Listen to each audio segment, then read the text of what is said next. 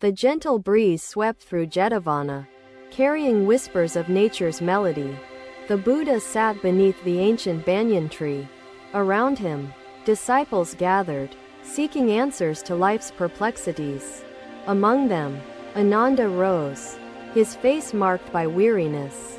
"Master," he began, his voice trembling like a disturbed pond, "my mind is overwhelmed. Endless thoughts, worries, and distractions rush like unceasing torrents. How can I find peace amidst this tempest?" The Buddha gazed at Ananda, his eyes shimmering with profound compassion. "Ananda," he said gently, "your suffering lies not in the torrent itself. It dwells in the act of clinging to each wave." The disciples leaned closer, captivated by the Buddha's serene voice. "Imagine," he continued, "a river rushing past your feet. You see its currents, eddies, and ripples flowing tirelessly. Yet, you remain unmoistened unless you immerse yourself." Ananda nodded slowly, his brow furrowing in thought. "Master, how do we cease immersing ourselves in the torrent of our minds?" The Buddha raised his hand, gesturing towards the forest canopy. "Begin with the breath," he said. "The breath anchors the restless mind, much like roots anchor a towering tree." Closing his eyes, the Buddha inhaled deeply, his chest rising like a gentle wave. "Breathe as if drawing life from the infinite ocean of existence. Exhale, releasing the burdens of unnecessary thought." The disciples followed his example, their breaths aligning with his. The rustle of leaves became their rhythm, the chirping birds their melody. With each exhale, the Buddha continued, "Release that which does not serve you. Fear, doubt, and anger dissolve like mist before sunlight." Ananda's shoulders eased, his furrows softening like a calm tide. "Master, this feels simple, yet profound. Why do we complicate peace?" The Buddha smiled, a gentle curve that mirrored the crescent moon. "The mind seeks complexity, mistaking it for depth. True wisdom lies in simplicity." One disciple, young and restless, spoke up. "Master, thoughts arise unbidden. How can we control what springs uninvited?" The Buddha turned to the young monk, his gaze steady as a mountain. "Do you control the wind that rustles leaves?" The young monk shook his head, bewildered. "No, Master, the wind is beyond my grasp." "Exactly," the Buddha said, his voice resonating like a temple bell. "Thoughts, like wind, come and go. Observe without attachment." The disciples sat in silent contemplation, the Buddha's words settling in their minds like dew on morning petals. After a pause, the Buddha spoke again. "Ananda, what burdens you most in this flood of thoughts?" Ananda hesitated, then confessed, "Master, I fear forgetting vital truths amid trivial distractions. How can I discern what truly matters?"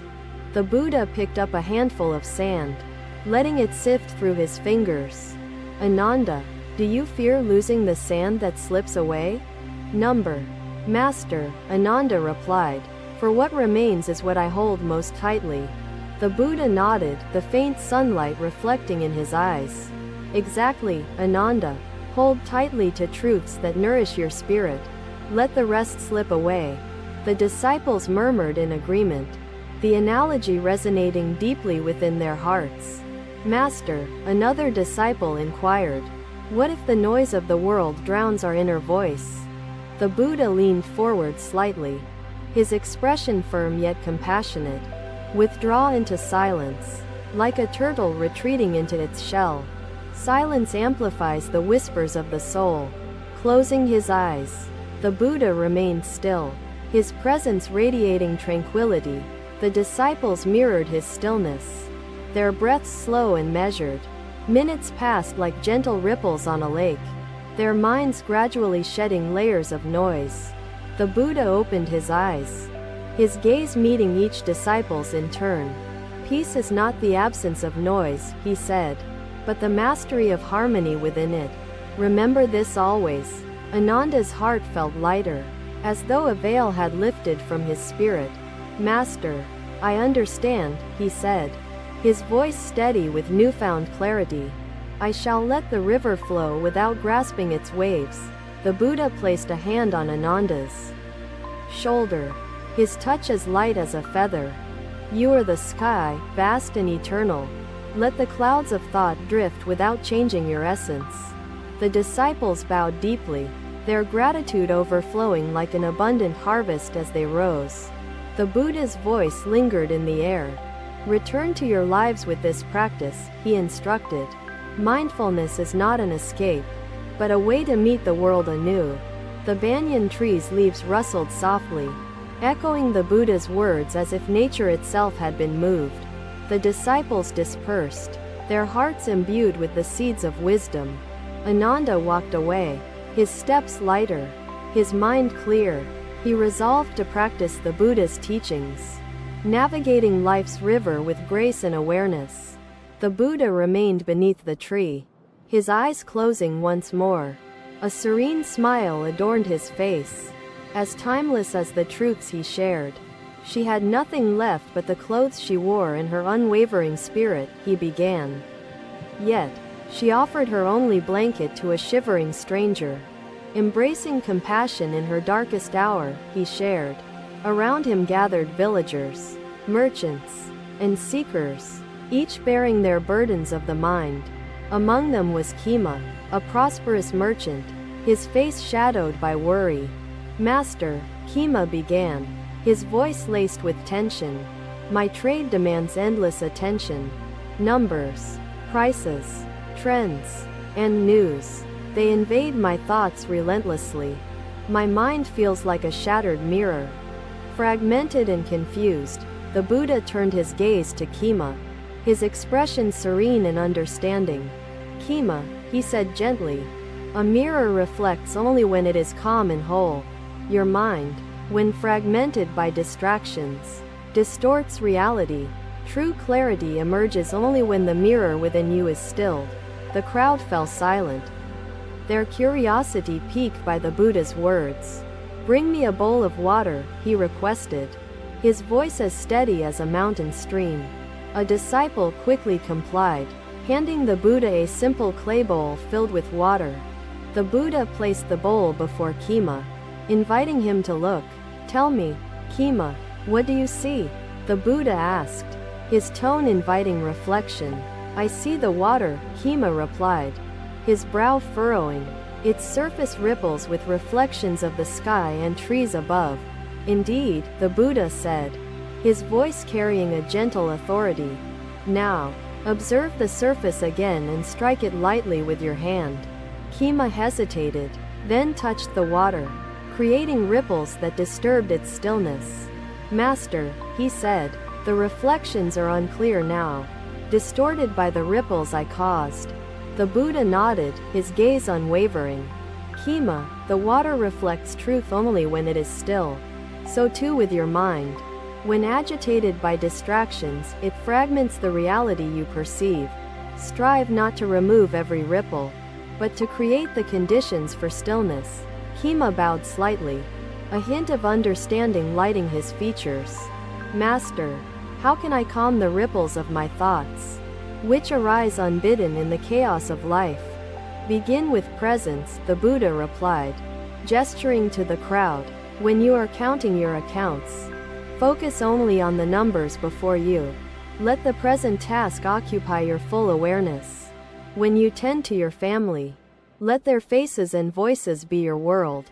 Distractions multiply when you chase many things at once, scattering your energy like seeds in the wind. The villagers nodded, resonating with the simplicity of the Buddha's teaching. One among them, a woman named Devi, raised her hand timidly. Master, she asked, what if my tasks are many and urgent? How do I balance the needs that overwhelm me? The Buddha looked at Devi with deep compassion.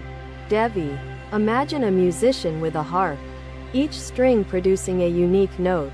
If the strings are too loose or too tight, the music is lost. Balance lies in tuning each string correctly, one at a time. Attend to your tasks as a musician tunes her instrument, with care and presence. one note at a time. This alchemical process enriches the soul, fostering growth, wisdom, and enlightenment, he said. The Buddha shifted his gaze to the sala trees, their blossoms gently swaying in the breeze. As he continued, Master, even when my tasks are done, I find no peace. The past and future fill my mind with noise. The Buddha gestured toward the distant horizon, where the sky met the earth. The past is like the horizon behind you, unreachable and unchangeable. The future is the horizon ahead, unknown and unseen. Peace exists only in the step you take now, grounding yourself in the soil beneath your feet. The disciples gathered in quiet reflection, the Buddha's words echoing in their hearts as the night deepened and the grove stilled. The Buddha's teachings illuminated their spirits, like the moonlight casting gentle radiance over the grove, guiding them on their journeys. Kema, you mentioned that your mind feels like a shattered mirror. To mend it, practice the art of discernment. Not all information deserves space in your reflection. Seek that which nourishes your spirit, and let the rest pass by like fleeting clouds. Master, Kema asked, how do I discern what to hold and what to release? The Buddha picked up a pebble from the ground and dropped it into the bowl of water. The ripples spread outward, then ceased, leaving the water still. When the mind is calm, Kema, it discerns naturally, like the water settling after a disturbance. Calm your mind with mindfulness, and clarity will reveal itself. The merchant bowed deeply, gratitude shining in his eyes. Master, your words have planted seeds of peace in my heart. His voice was calm yet carried the weight of ancient truth, resonating deeply with all who heard. A young disciple named Sudatta stepped forward, his expression both curious and troubled. Remember, Kema, the journey to stillness is not about erasing thoughts but about observing them without attachment. Let the mirror of your mind reflect truth, and you shall find peace. Desire becomes suffering when it binds you, but purpose transforms wealth into a tool of compassion and service, Buddha replied. True prosperity uplifts not just the self but also those around you. Like the river nourishing its banks, the Buddha remained seated, his presence radiating a timeless serenity, as the gentle breeze carried the echoes of his teachings. Another day. The morning sun bathed Jetavana in warm light. The Buddha sat under the banyan tree, radiating tranquility. Disciples and visitors gathered around him, seeking solace in his timeless wisdom. Among them, a young farmer named Sujata approached, her face weary and burdened. Master, she began, her voice trembling with fatigue. My life is consumed by endless tasks and responsibilities. The fields demand my attention, my family seeks my care, and the village pulls me in countless directions. My spirit feels parched, unable to find peace amidst the ceaseless demands. The Buddha looked at Sujata with deep compassion, his eyes reflecting her struggle. Sujata, he said gently, imagine a garden overflowing with plants, each competing for light, water, and nourishment.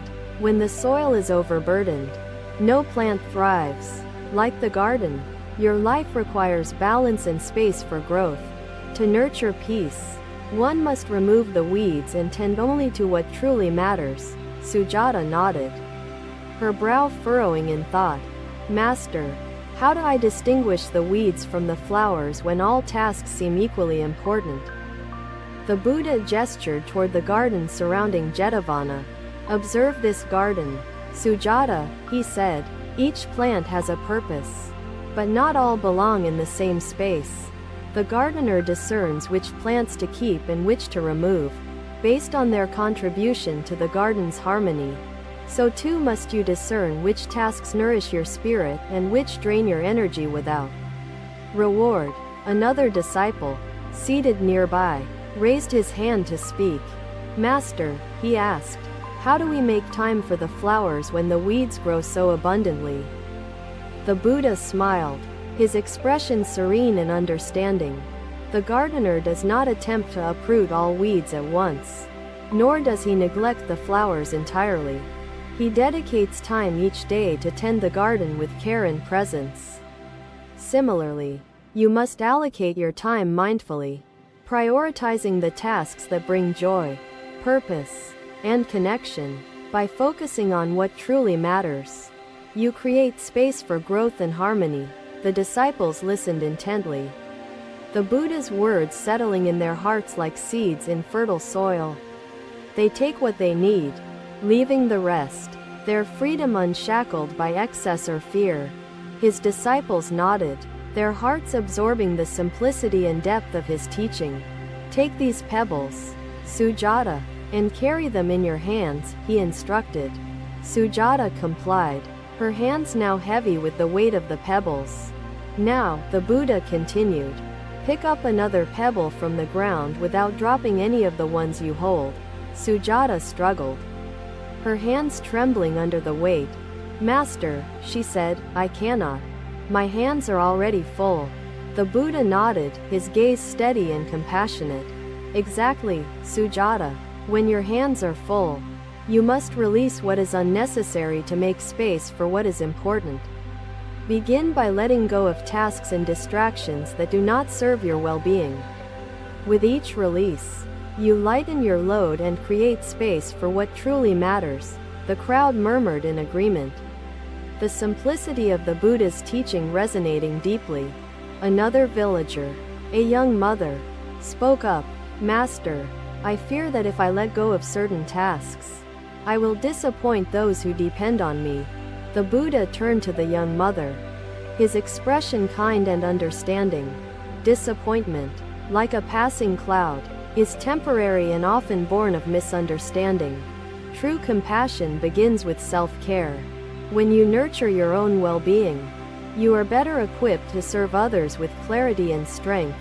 Do not fear the clouds of disappointment, for they will pass as the sun of your intentions shines through. The young mother bowed her head, the Buddha's words planting seeds of courage in her heart. Sujata looked up, her face reflecting a mix of hope and determination. Master, she said, I will begin tending my garden, removing the weeds that choke my spirit. But how do I sustain this practice when life's demands return with force? The Buddha reached for a nearby flower, its petals vibrant and open to the sun. Sujata, this flower blooms because it is nurtured daily with care and presence. Likewise, mindfulness must be cultivated each day, not as a burden but as a source of nourishment. Begin each morning by pausing to breathe, setting your intentions for the day like a gardener planning her work. Attend to your tasks with focus, releasing distractions like fallen leaves swept away by the wind. Sujata bowed deeply, her gratitude overflowing like a river after the rains. Master, she said, your wisdom has lifted the weight from my heart. I will nurture my garden with care and mindfulness. The Buddha placed a hand on Sujata's shoulder, his touch light yet grounding. Remember, Sujata, a garden thrives not from perfection but from consistent care and attention. Tend to your life with compassion, and you will witness it bloom.